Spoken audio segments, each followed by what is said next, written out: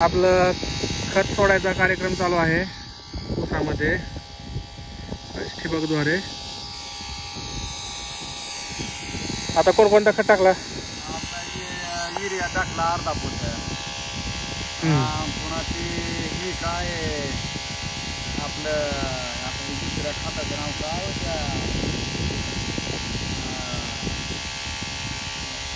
Phosphoric acid. Phosphoric acid 2 litre. आणि पुन्हा दुसरं एक पोट्याचा अर्ध फूट, अर्धा 5 किलो. 5 किलो. आणि 12-1-0 2 किलो. 2 किलो.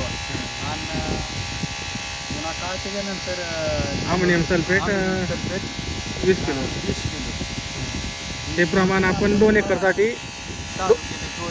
2 एकरसाठी एवढं प्रमाण घेतलेलं आहे आम्ही.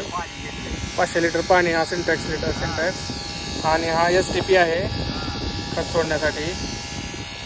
अशा पद्धतीने 2 एकरला चालू आहे एवढं घेऊन. आता हे किती दिवसापर्यंत चालू ठेवायचं? आता हे ह्याच्यापर्यंत चालू ठेवायचं मिरगापर्यंत. तर मिरगापर्यंत मग मला धरा 4 महिने 4-5 महिने खात चालू राहतात. दर आठवड्याला. बरं. ह्याचा रिझल्ट कसा आहे बघितलाय का अगोदर? ह्याचा रिझल्ट लय चांगला आहे. ह्याचा आता आपण एकदा बघितला की महागटल्या वर्षाखाली हीच आपण देत होतो पर फवाऱ्याने देत होतो. तरी जमिनीत थोडा फरक आहे. ह्या जमीनची चांगली, ही जमीन जरा अशी आहे साधारण.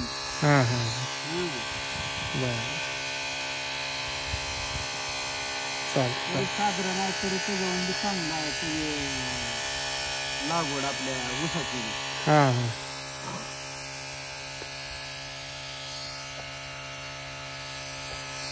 चालेल, धन्यवाद.